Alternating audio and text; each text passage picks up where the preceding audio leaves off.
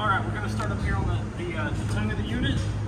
On the side of the tongue, you've got your emergency brake cable. This is gonna hook to your vehicle in case this was to ever get separated from your vehicle. This is gonna pull your emergency brake box here, and that's gonna lock up the brakes on the unit so that way your unit doesn't go flying down the highway. Up behind it, you've got your 7-way. It's gonna seat up into a saddle that's up here behind it. Or it can just set up there. This is your 7-way that's going to hook to your vehicle, that's going to give your unit its reverse lights, its turn signals, its brake lights, and its lights while it's connected to the unit or the vehicle. While we're down here, this is going to be where your spare tire and your battery box is at. This does open and it will secure itself with a hook. Your spare tire in here, it has been checked. The pressure in it is at the 80 psi. When you do your tires, you want to make sure that you always go with the PSI that's on the side of the tire. The tires are going to know best. And then underneath this black box here that's bolted down, this is going to be where your battery is at. It is a 2-bay battery compartment, so you can fit another battery in there if you decide to put another battery on it, or if you have an inverter. If you decide to put an inverter in it, it'll take another battery. And I left the ground and hot wire so you can daisy chain the 2 batteries together. They're going to be in here with the battery box. Currently it only has 1 battery in it because it does not have an inverter in it currently. Up here you have a light that's going to allow you to get lighted access when you're under here in the dark. It's got an off and on button underneath. You do have access to your auto leveling jacks up here in case for whatever reason the motor doesn't work in them. There is a little silicone stopper up at the top where you can pull that off and you can get to it with a manual crank handle that is provided. When you're done in the compartment, you just undo the latch. This will close, and you can lock these down. The lock in the center is going to be your 751 key. That's going to be on the key ring for the unit. We'll come over to the side here. Watch your head on the slide if you're going to get in here with the slide out. This door right here is going to be the door that's going to open you up into your 230-pound propane tanks that are fed to the unit with an auto regulator changeover. When you have the tank on and the dial selected to the tank, this wheel here will turn green, showing you that it is drawing propane from the unit. When one of these tanks empties, you can just close this one, open this one, and turn it, and the unit will continuously draw the propane from the unused tank. That way you can take this off and you can go fill it while your unit still has propane in it.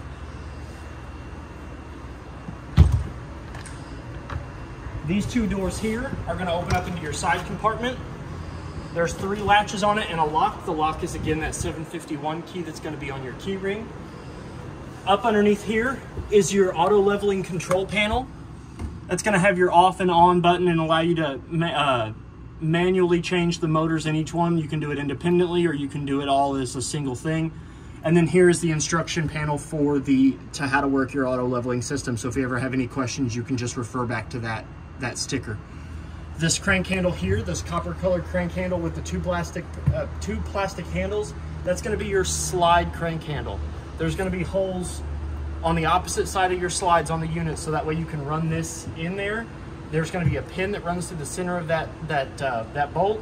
It's going to match up to the 2 grooves, and you can use that crank handle to bring in and retract and extend out your slides for whatever reason the motors don't work in them. This is your sprayer port, hose and sprayer. It's got 2 notches here that are going to fit in to the 2 grooves on either side of the outside shower. You're going to put this in and you're going to give it a 1/4 of a turn. Helps if I can see what I'm doing. And then once you get that in there, it's going to lock into place. And if you have your water pump on the inside, or you're connected to your city water, you're immediately going to feel this pressurized with water as soon as you connect this thing. And then to undo it, you just give it a 1/4 of a turn and it comes right out.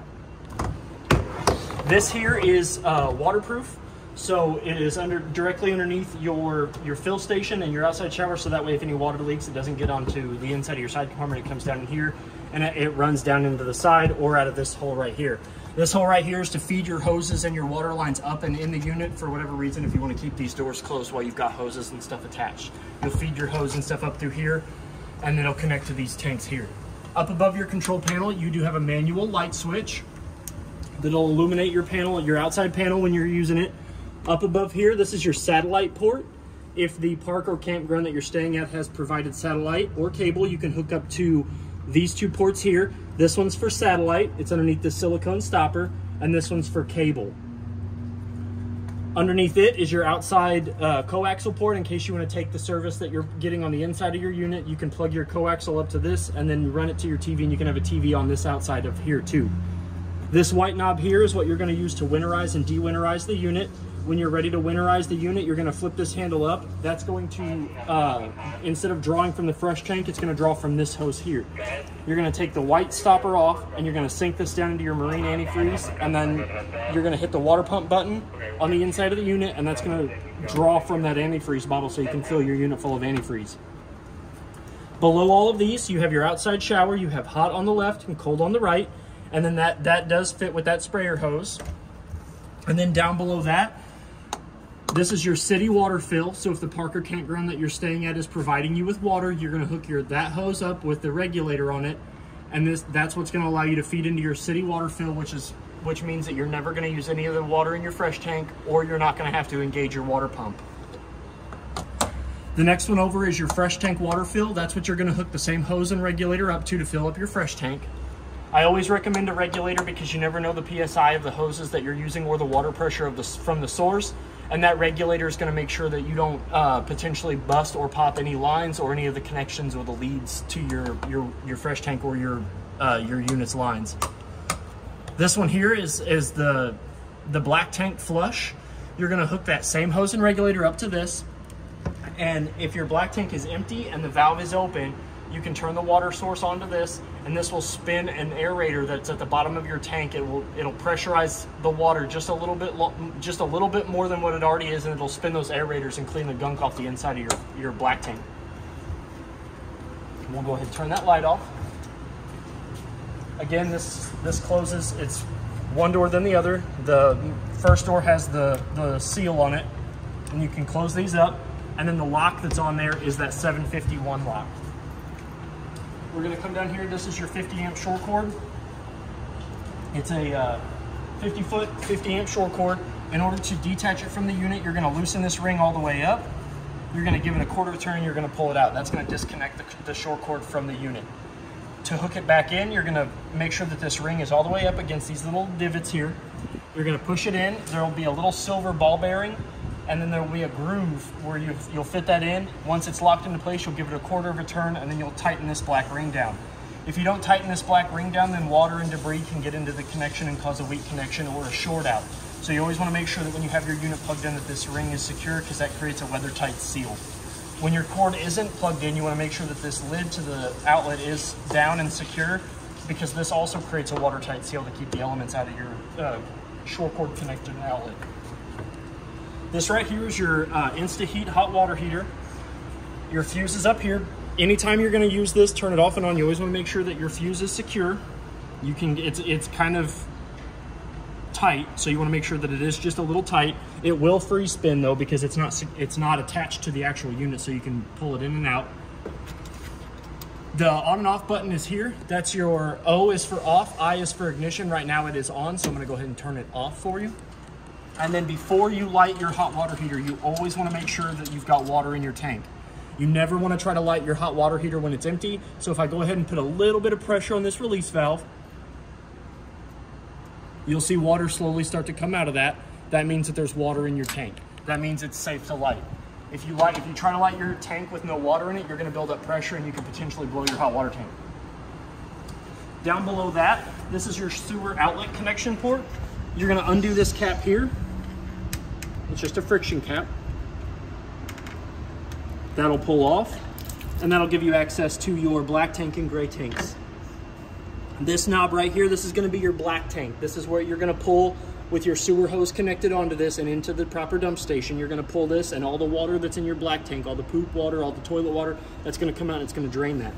This is going to be your gray tank 1. This is going to be for your shower and your toilet. And the shower and the sink in the bathroom. You're going to pull this, and all the water in your gray tank 1 is going to empty out. This one right here is going to be for your gray 2. This is going to be for your galley, which is the kitchen sink. So when your gray tank 2 is filled up, you're going to pull this, and that's going to let the water come from your kitchen sink, which is going to be all your dirty dishwater, all the stuff from your sink is going to come out of that. When it's not in use, I recommend that you put this back on there so then it keeps anything from getting up in there and damaging the valves. We'll come back here to the tires that are underneath the slide. The tires have been, the pressure in the tires have been checked and have been confirmed to be the 80 PSI as per the side of the tires. And all of the lug nuts on the unit have been torqued to 100 foot-pounds as per the sticker on the sides of the unit. All that information is also on the off-door side up by the cap on your registration stickers. It's gonna have your PSIs, it's gonna have your VIN number, it's gonna have all that information for whatever reason you would need all of that outside of the packet of information that you get. The fresh tank ring is down here behind the rear off-door jack. It's going to be a little white knob here, along with a air breather tube that's going to let all the air escape out of your fresh tank. It is highly recommended that you never leave your fresh tank fill unattended while you're filling it up. So if you could have one or two people, one person watching the fill station, one person watching the monitor panel. If you go to overfill your fresh tank, water's going to start pouring out of this one, and there's a sister tube on the other side. Water's going to come out of those, signifying that your fresh tank is too full. But you never want to rely on this to be your significant reason to know that your tank is full. So when it's in the perpendicular position with the valve, it's closed. When you pull it down and it is parallel with the valve, that means it's open.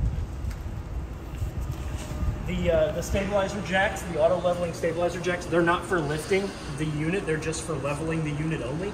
You never want to try to lift up your unit off the ground with those. Those are just for stabilizing and keeping the unit stable and level while you're walking around in it. We'll come around to the back of the unit. You do have a lighted license plate bracket for your license plate. And up above, it is equipped with a bracket for a backup camera if that's something that you want to get in the future.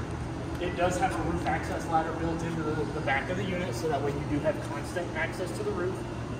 And the roof is probably the livelihood of your unit. As long as it's sealed, you're going to want to check that periodically, make sure the seal's still good, or you can bring it into us and we can do that for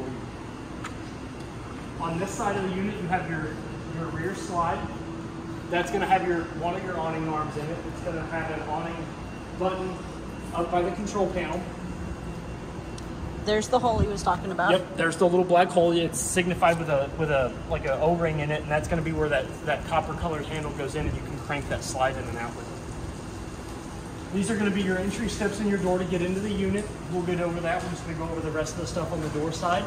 It does have another awning that is controlled separately from the inside of the unit.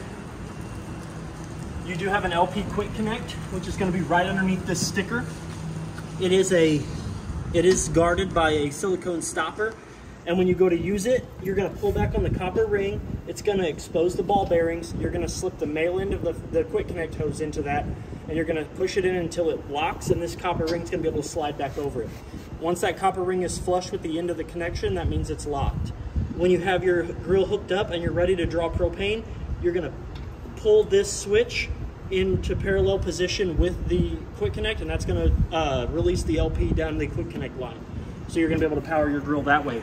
When you're not using the LP Quick Connect, the Quick Connect port, you always want to make sure that that valve is closed and that silicone stopper is pushed back up in there to keep mud daubers and other things from building nests in there, and to keep it clean so that way you have a proper and secure and safe connection. Next to that, you have your furnace vent, you have your intake and your exhaust. Air's going to go in here when your furnace is running, and hot air is going to come out here. So if you have children, pets, or whatever that are going to be running around the outside of your camper, if you're using your furnace, make sure that they stay away from this, because this does get hot enough to curl the hair on your arms. Another recommendation is that you can purchase a mud dauber screen from us. It's a $20 part, or it's $140 for us to go up in your unit and flush out them mud daubers. So it's a really great investment. Because mud daubers love the smell of the propane when it's being used. So there's just something about these ports that they want to go in and make homes out of. You do have two Bluetooth speakers that are connected to the sound bar that's on the inside, so you can play your audio from the inside on the outside and vice versa. You can use just these, you can use just the inside, or you can use both. Below that, you have your door side coaxial cord that's going to let you get your TV satellite or cable that's provided to the unit on the outside. You're just going to hook up your coaxial to this, to the television, and then underneath that, you plug your television into the GFCI protected 110 outlet here, and that'll power your electronics outside. Below that, if you can see the sticker here, you've got your low point drains. The blue one sits a little lower than the hot one does. The hot one is up underneath the radius arm, but these are going to be what you're going to use to winterize and de-winterize your unit. In the wintertime, when you're not going to use your camper, you open these up, which is pulling down on the line. And you'll see I opened it up and water starts to trickle out of it. This is a gravity-fed line that's going to let all of the water in the lines and throughout the whole unit drain. So in the wintertime, you're going to open these up, and then you can run your antifreeze, and then this is somewhere for the liquid to go so it doesn't freeze up in your pipes. Up underneath this is the other door to the side compartment. We lift it up. It's got two magnet latches that'll latch up to the top, so that way you don't have to worry about hitting your head. And over here, on this side, again, you've got another one of the waterproof guards that's going to allow water and moisture to kind of build up here instead of getting on the inside. You've got a manual light up here. You can turn off and on with the press of a button. This switch here is for your two cap light LED strings that are on the front of the unit. You're going to flip this on, and it'll light up the two orange LED strips that are on the cap of the unit.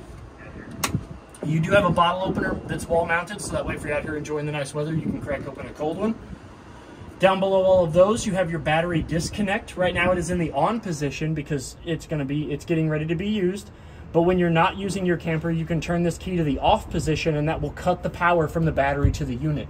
So when you're not using it, I recommend that you turn this so that way your battery doesn't drain. Next to both of those, you have your solar panel controller panel. This is what's going to tell you the information that's going from the solar panel to your battery.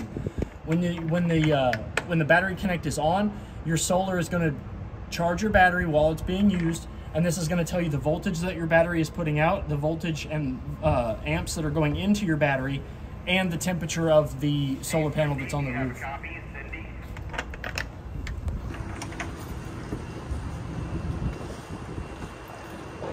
So now that we're done with that, you do have a leash hookup spot in case your dogs are outside and you want to hook them up so they don't run off, or your spouse or your children. Okay, thank you.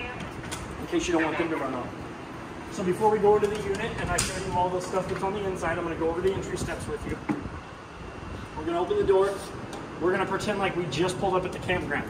So to put the stairs in travel position, they go inside the door frame, and the lock is a blue L-shaped bracket here that's going to lock the door onto the threshold of the door. So we just pulled up to the campsite. I open the door. I'm ready to pull the steps out. You're going to pull on that blue handle. You're going to see that lock disengage. You're going to bring the stairs down, whether it be with the handle or wherever's comfortable for you to lower them down at. You're going to bring it down. And the first thing you're going to do is you want to make sure that this black grippy tape spot here is as close to you can get to the threshold as possible. You see how there's not a whole lot of room there. The flusher you give this to the threshold, the less strain and damage it's going to be on your door, and the easier your door is going to get to close. If for whatever reason it's not level, you can come down to the bottoms of the stairs here, and each of these legs are an independent, they've got independent movement, so if you're on one side or the other, you can hit these buttons in and the feet will go up or come down to the desired height. But you want to make sure that they're level with the ground, and that your threshold is even with the base of the stairs. That's going to give you your safest orientation for your stairs, and it's going to let your door close with minimal damage to it. So we'll come up in here into the unit. Two of the three most important parts are right here at the door. You've got your fire extinguisher in case of emergencies, and up above our head here we've got the smoke detector. Those are going to be two of the three most important things in a unit that's going to keep you safe. You got a handle here for ease of access to get in and out of the unit. Over here is your sitting area that's on the rear door side slide. It's got 4 seats that when you're in the travel position, they do buckle in. So they've got their own seat belts so they don't kind of rattle and go anywhere. You do have a table that's got a small leaf that'll come out, and in order to get that out and stay, you just grab a hold of that hook and you pull this out just a hair, and that'll provide you with more table space. When you're in travel position, you want to make sure that this is pushed all the way in and this is down. because this whole side, the sitting area and the table will come in, and you don't want this to do damage to your kitchen island. You do have a light. Oh, yep. That you push button here. Yep. And it comes on. Up above your sitting area, and then there's two above the couch area. You have two manual push button lights. They aren't connected to any switch, so if you're going to sit here and you want light on, you are going to have to get up and turn those on. All four of the windows have the friction shades, so they're on a track, and you can kind of open them up to your orientation, to your liking. The one above the sitting area here is a fire escape window. You can pull this, and then the window will come all the way out. And in case of emergencies, you can just kind of dive out the window, or if somebody's sitting here and they make a really bad joke. And all of the shades will push and they'll stay in whatever orientation you want. The windows on either side of the unit, the smaller windows, have two tabs on either side of the middle bar here. You push it and then the window will lift up. And the couch itself, it's got two cup holders on the outer side, and only these two do this. But if you tap them, they will illuminate. And then lights underneath the recliner part of the chair will illuminate as well. So it does have LEDs, so that way you can kind of watch where you're doing in the dark. Two standard cup holders in the center, and if we lift up on the armrest, it does have a console compartment in the inside with a USB port. So if you're sitting on the couch and you want to charge your phone or play on your tablet or your computer or whatever, you can plug it in right there. These do recline back.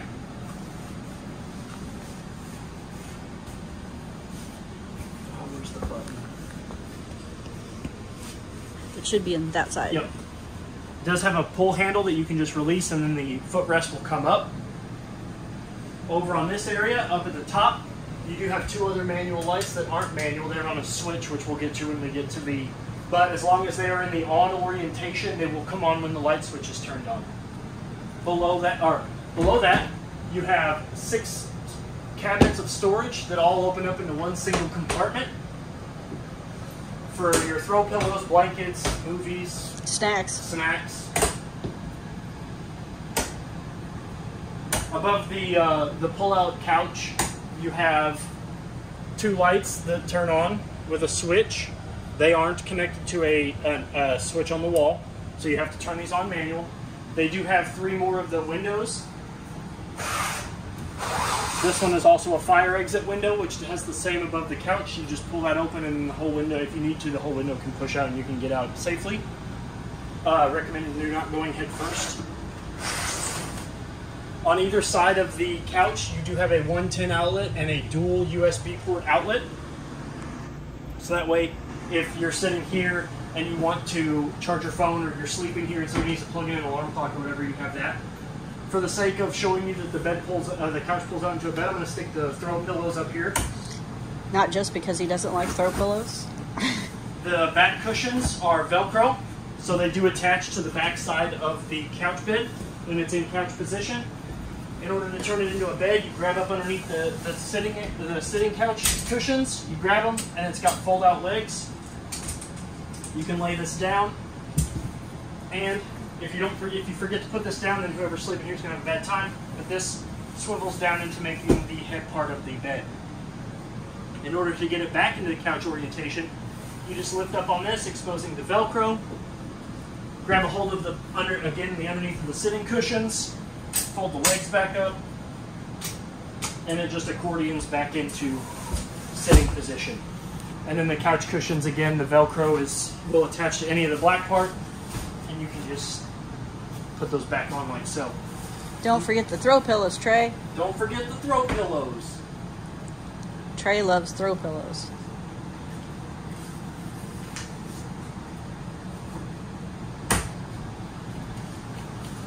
It looks beautiful.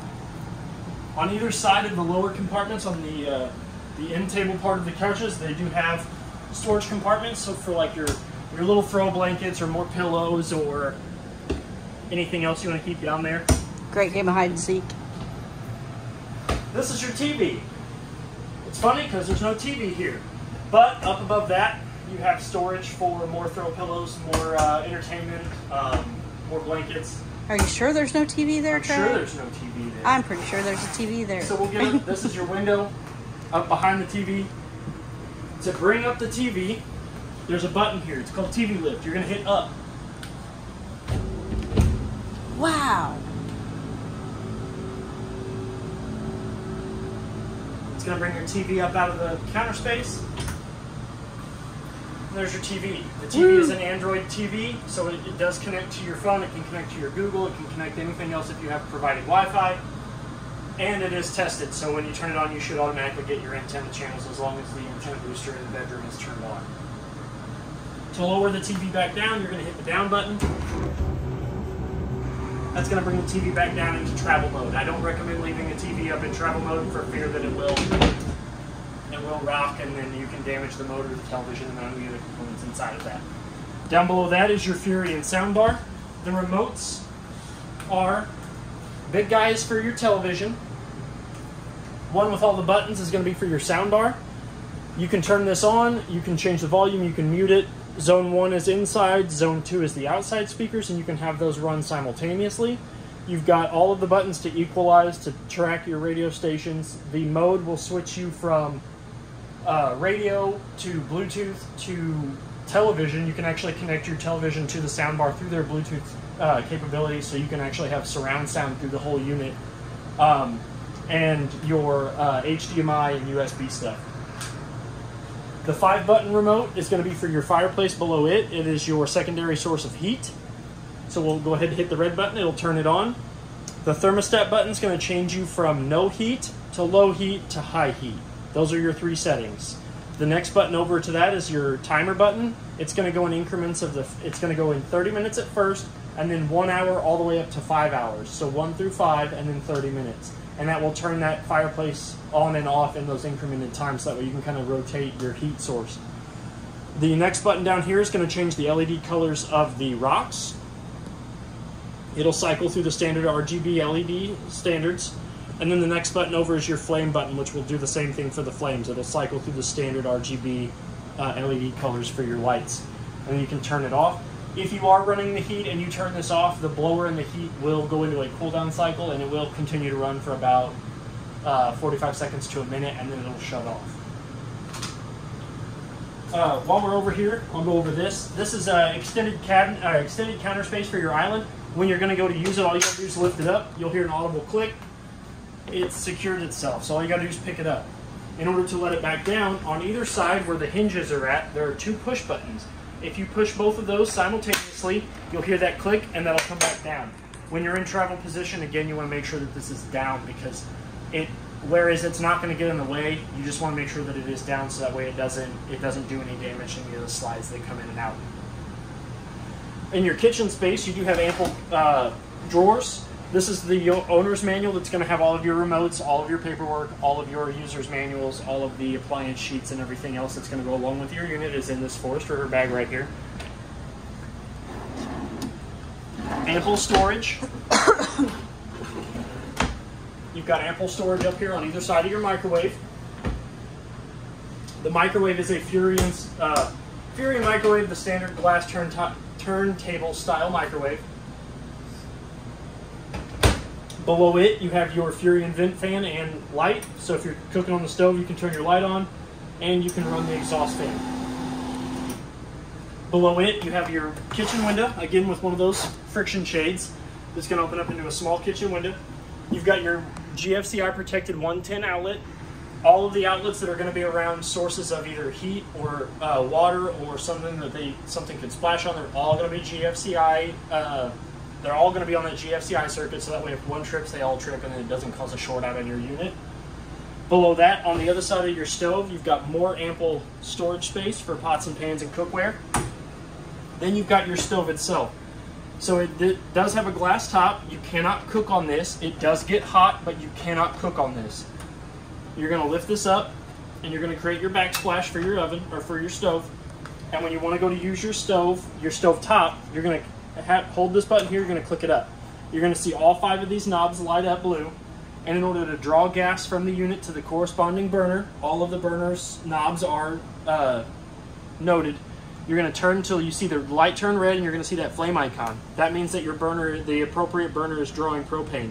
While you've got that on the red position, you're going to turn this knob the direction that the arrows are going, and you're going to see it light. You're going to hold that for about 3 to 5 seconds. Then you can adjust it to the temperature, the desired temperature. When you're done, you just turn it over, and then the light turns blue again. When you're done using it, you can lower this down. This isn't tempered glass, so again, if you're going to cook on this, always make sure that this is up before you start your oven or your stove. To access your oven, you're going to take the same button that you used to engage, and you're going to turn it all the way down. You've got 2 lights for oven, top 1 line for stove.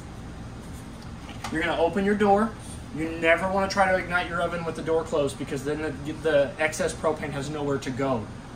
So when you have your door open and the switch on the bottom position, you're going to adjust your oven to you're going to see how, just like you lit the stovetop, you're going to turn to the red flame, and you're going to turn the striker. That's going to turn a pilot light on that's in the bottom of your unit. There's a pilot light on the right-hand side, and you're going to see that runner come out when you get it to the desired temperature. Your propane's going to ignite, and it's going to run down that runner. When you're done using your oven, I recommend that you leave the door just slightly open, just a little bit, to let any of that extra gas and heat out. If not, it's going to stay hot a lot faster, and it's going to produce a lot more heat. Underneath that, you've got your broiler. It's not a broiler, it's just storage. Don't use it as a broiler. Nothing will get hot. On your island, underneath that, you've got ample counter space or cabinet space for towels, more cookware, your utensils, paper plates, whatever it is, snacks, throw pillows. If you want to throw pillows in your kitchen. You've got a large stainless steel basin sink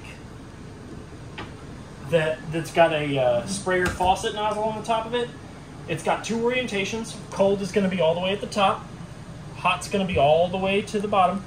And it does have a blue and red dot to correspond with the appropriate temperatures. To draw water from the unit, when you're in the orientation that you want, you pull out on it, and that's going to open up the water to draw water into the faucet. It does have a nozzle handle that can come down, and then you can hit the button to turn it from faucet to sprayer, and it will go back up. For whatever reason, if this gets stuck down, there is a weight that's attached to the line that's underneath there, and if that ever comes out, you can just move that weight and tighten it, and that'll fix that issue. While we're on the island, before we get to the refrigerator, the third most important safety feature in your unit is going to be the LP detector down here. That's going to tell you if you've got any loose LP or any loose carbon monoxide. If you don't have any loose LP, the light's going to be blank just like it is now. And then if it's not detecting any loose carbon monoxide, you're going to have a green light right there. One green light is going to be what you're going to want to see most of the time. You're going to want to check this and the smoke detector every 90 days just to make sure that they do operate. And you're going to do that by holding on to the test/mute button for about 3 to 4 seconds. You're going to hear a loud, audible, annoying sound. This is going to flash, and that's going to flash. They're going to flash orange, and then they should go back to one solid green light. Your Furion refrigerator does have a travel lock that I left on so I could show you how to use it. When you're in the travel position, you want to make sure that this is on so that way your refrigerator doors don't open up. It does just screw on to a small hole in between the door and the freezer at the very top, and this will keep your freezer and refrigerator doors from opening while you're traveling down the road. This side here with all of the buttons is going to be your refrigerator. You're going to tap on the buttons, and that's going to light up the screen. It is locked right now, so if I hold the lock button, that's going to flash. It's going to show me that it's locked. You can hold it. Now it's unlocked. Now you can change the temperature of the freezers and its functions, and the freezer and the fridge temperatures. And you can lock it again. Once that little lock is there, these aren't going to be able to go anywhere. So we open it up. You got ample refrigerator space in here. Ample crispers for all your snacks, barbecue, beverages. And then on the other side, you've got your freezer with ample crisper space, and it does have an ice tray, ample storage for all of your ice creams. That's what I would put in my freezer. Absolutely. Behind us, ample pantry space with a sensored light on the top. It does have 3 settings: permanently off, permanently on, and a sensor which will detect movement. So it'll turn off. If I close this door after about a minute, it'll turn off. So you can see if people are stealing your snacks. Yes. Down here, you've got 2 drawers on this. I like to call this the emergency catch-all. So you've got 2 drawers over here on the catch-all countertop. Spots down here for more throw pillows, along with your circuit breaker. You've got your circuits here that are all labeled. You've got your gen, your GFCI, your micro, your fire, your AC, all that good stuff. And then down here, you've got your fuse panel, which are all lit. If for whatever reason one of these fuses blow, you do have a red LED that's going to light up and indicate which fuse is blown for you. And it does close with the touch of a finger. Up above that, which is why I call this the catch-all, you've got a 110 outlet here and a dual USB port, so you can charge your phones in here if you're hanging out in here. Everybody can put all their stuff over here. And then this light switch here is going to turn on the light above the counter space. And then that opens up more snacks. So you do have a 110 GFCI protected outlet on this side of the island, and then this little black vent down here is your furnace vent, which just means where your heat's going to come out of if you're running your furnace here in the living area. Anytime you see one of those black vents throughout the unit, that's where your hot air is going to come out of. You do have floating steps, so you can put some storage underneath here. You are going to get heat out of that. That's your furnace vent right there. That's going to provide the most heat to your unit, so I wouldn't put anything flammable in front of that. We're going to come up here. This is the brains of the unit right here. I've left you a note that's going to show you all of your tank buttons. So if we look at this, we've got our fresh button. That's going to show you the level of your fresh tank over on this side here. These 4 elevating LED lights. They go from empty, 1/3, 2/3 full for the fresh tanks, or for all of your tanks. And then if we come over to the next button, which is your battery button, it's going to go off the L, F, G, and C. But it's plugged in, so all 4 lights are going to light up, and that's going to tell you that your battery is on the charger. If you do not have it plugged in and you use this, and it gets below the C or the G, then you're going to want to take a look at your battery. The black one, as you can see on my little note here, the black 1 button is going to show you your black tank. That's going to show you the level of your water that's going from your toilet. Black 2 is not used on this unit. It is prepped for a black 2 tank, but it doesn't have anything that uses the black 2 tank. Gray 1 is going to be your shower and your bathroom sink.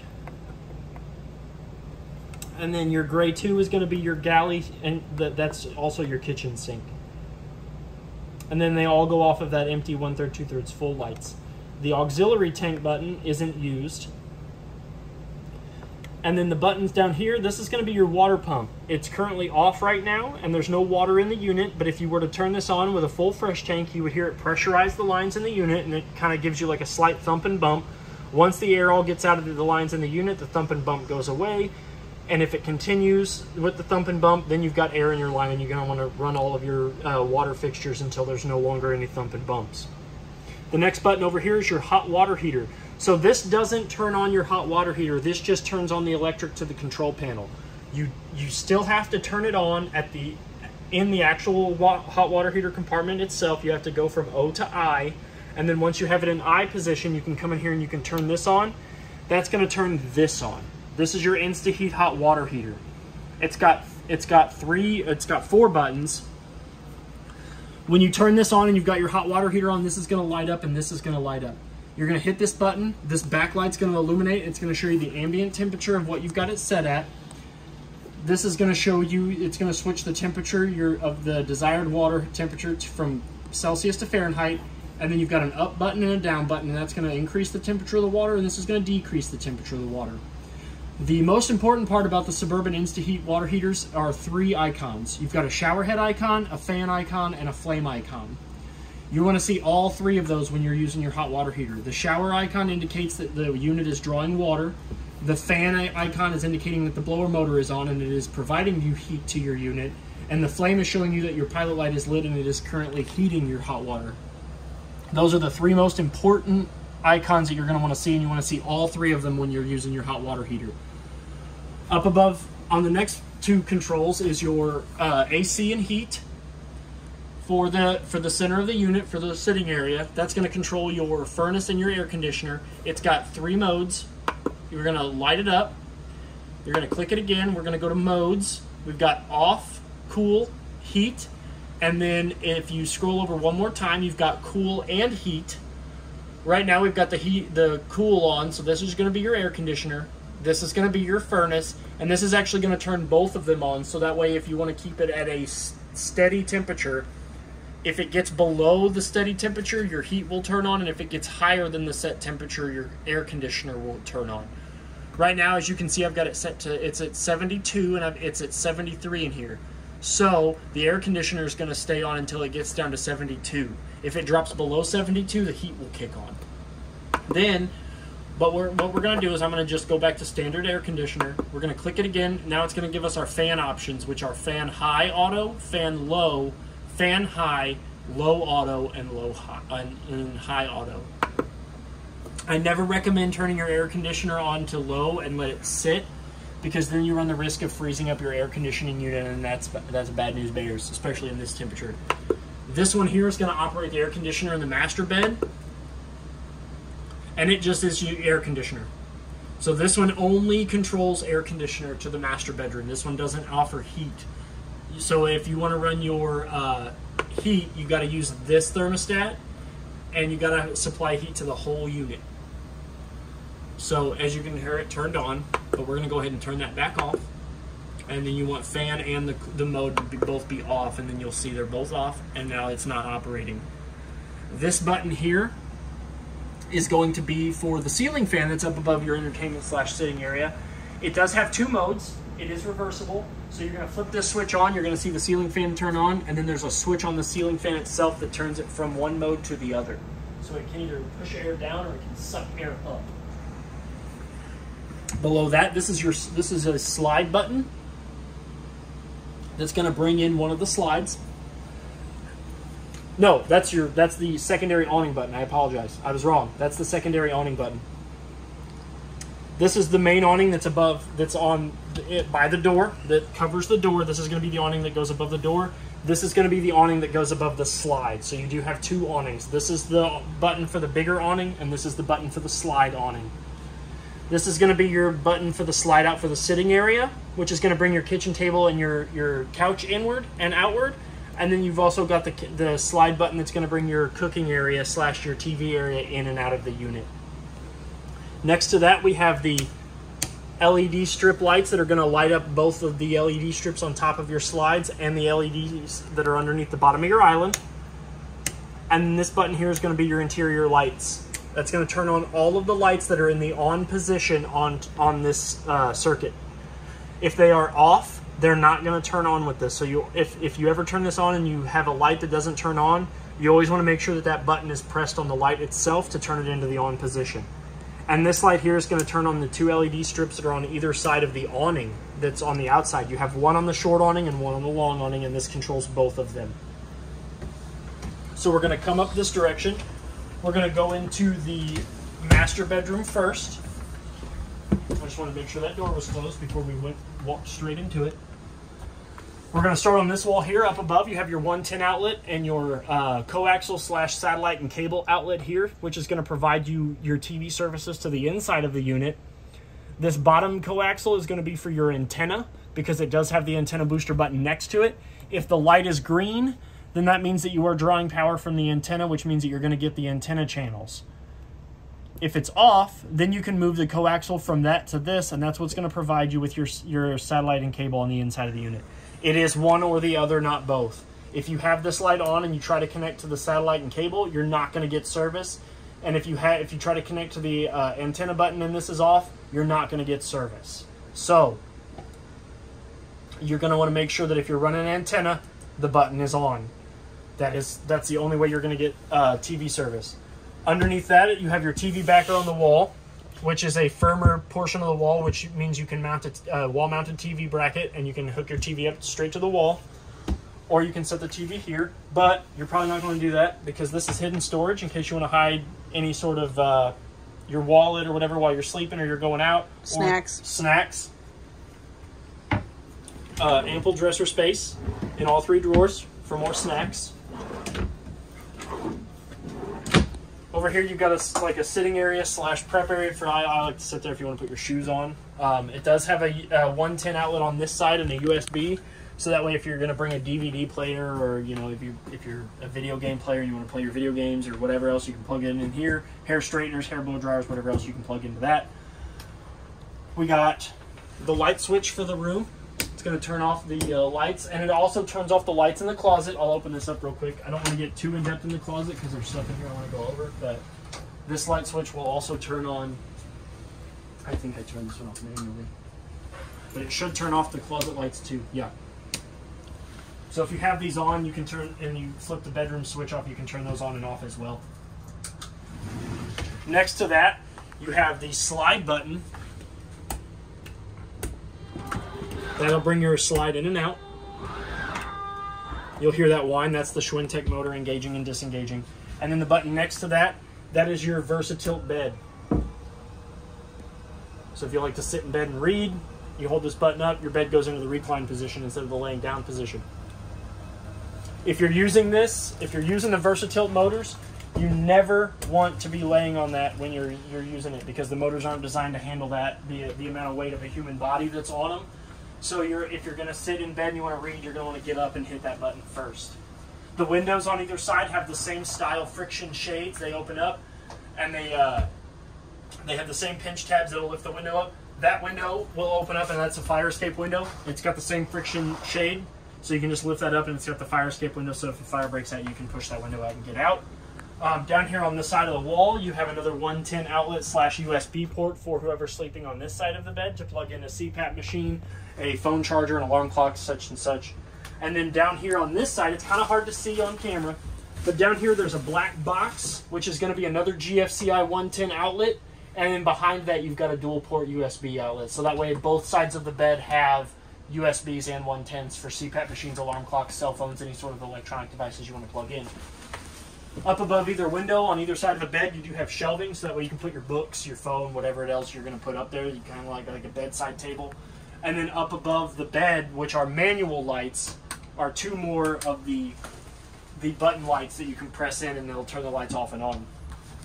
Now that we'll get onto the closet, it's got a travel lock, which if you're ever going to be in the travel position, you want to make sure that this is engaged, because that'll keep the doors from rattling and breaking these mirrors. You undo the latch, you'll pull the door open.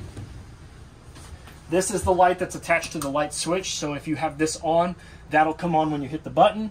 You've got one here that's manual only that you can turn on and off in case you're trying to do laundry in the dark. You've got your washer and dryer hookup and the dryer vent location underneath that. That's going to be where this is going to be where your drain goes. Water's going to feed in from these, and you're going to run your drain line down into this, and then your dryer vent location is down here. It does have 3 110 outlets above the hookups, 1 on this side and then 2 on this side. I don't recommend plugging your washer and dryer both into one. That's why they gave you 2. You're going to plug your washer into one and your dryer into the other one. Inside the closet, you do have a coat rack that runs the length, along with a shelf that runs about 3/4 of the way. And then you've got this area here for your washer and dryer to sit. Both doors are on the same track. Did I turn that little light off? Nope. It does have a black port on the wall in case you ever decide that you're going to get the King Wi-Fi system. That's where it can be mounted. This will lift up, latch into here, and then this side also has the same travel lock. So that way if you're trying to get into this side of the closet, you don't have to worry about it. And this light is also part of the same circuit of the light switch. So as long as it is on, the light switch will control it as well. But you always want to make sure that these are locked when you're going into travel position to keep them from rattling on the tracks and breaking the mirrors or doing damage. You do have your air conditioning unit here, which do have omnidirectional vents, which means you can get air blowing this way, air blowing that way. You can shut off one. More airflow depending on, you know, who's more comfortable being cold. Same as the air conditioner in the front of the unit or in the back of the unit in the sitting area. These vents do come off to allow access to your air filters. I will tell you, the cleaner the air filter, the better your air conditioner will work. These are washable. You can pop these white vents out, pop the fresh air filters out. You can wash them with water. You can soap them up. You can get all the grime and stuff on them, and then they will fit back up in there nicely after they've dried. But again, you always want to make sure that these are clean, because the cleaner those are, the better your air conditioner is going to work, the better the airflow. Underneath the bed, you got storage, and you've got a spot for totes. So that way, if you want to hide anything, you want to hide your snacks from your kids. These vents here are the louvers for your air conditioner. So if you have these closed, the air conditioner is going to come out of these vents here. And also, these same vents also power the air conditioner there. So you do get cold air in here, but if you want it colder, you've got this air conditioner. So these are all connected. You've got louvers throughout the whole unit that'll run your air conditioner. So that way, if you close these vents, you'll get stronger airflow throughout the whole unit. Now we're going to get into the bathroom. So if we go into the bathroom and we hit the light switch that's on the wall, we'll illuminate the bathroom for you guys. You do have a nice walk-in shower. You've got a 2-valve toilet. The 2-valve toilet works as is you push your foot halfway down, about 50% of the way down. I don't have any water on it, but just pretend there's water in there. You push it halfway down. Water's going to fill that bowl. And then if you floor it, you're going to drain the tank. You're going to drain whatever's in the bowl down into the black tank. So if you have some risky business, you can fill that tank up with water. And it's all gone. And then it's all gone. Speaking of risky business, next to the light switch, you have your max air fan and vent button. Fan on is going to turn that vent on. There's a little slider dial here that's going to open and close the vent that's going to allow that risky business to evacuate. And the next button is going to turn it off. Next to that, you've got your master GFCI outlet. It's got the test and reset button, so for whatever reason, any of your GFCI outlets don't work, you can come and hit that reset button, and that reset will reset the circuit, and it should work. So anytime any of your outlets that are around water sources or any sort of heat source are going to be GFCI protected, so that way it doesn't short out the system and cause any damage. But for whatever reason, you just hit that reset button, and it should kick it back over. Your sink has a lift-style draw. Lift up to draw your water. Left is hot. Cold is right. Push it down to stop the water flow. Above that, medicine cabinet behind your safety back mirror, so that way you don't worry about your mirror shattering and breaking. You do have an AC louver above the shower next to the skylight, so that way not only can you shower with the ambient beauty of nature, but you'll also be nice and cold when you're in the shower. Down below that, you've got your under sink storage, along with 2 side storages for your beauty products / whatever else you want to put in here. Throw pillows if you like to keep throw pillows in the bathroom. With cute little baskets. With cute little baskets. Behind us on the wall up here, you've got your towel racks. You've got your ticket holder here for the show. And you've got 3 magnet latched storage compartments for your towels and your more beauty products, your hair blow dryers, so forth and so on. The shower is the same way as all the other sinks. And they're self-closing, which I always like. Yes, they're very nice. So that way nobody can slam them when they're mad. I know, it's the no-fight cabinets.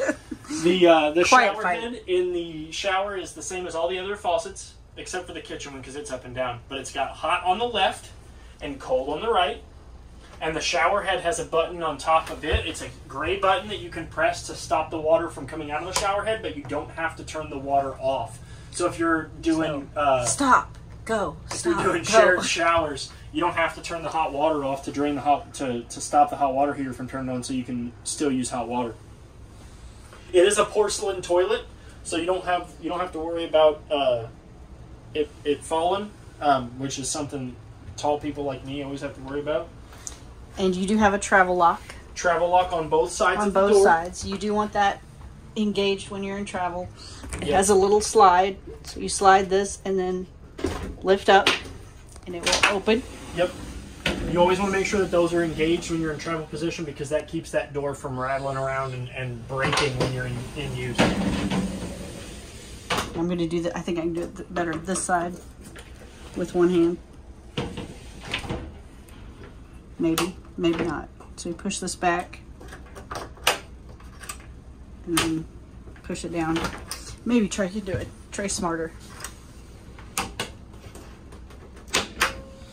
There you are. And it's going to keep your door from rattling around, because that puts friction on all 3 panels of the shower to keep it from rattling around when you're driving down the road or hitting bumps and thumps and or, you know, speed bumps, whatever else you're driving over.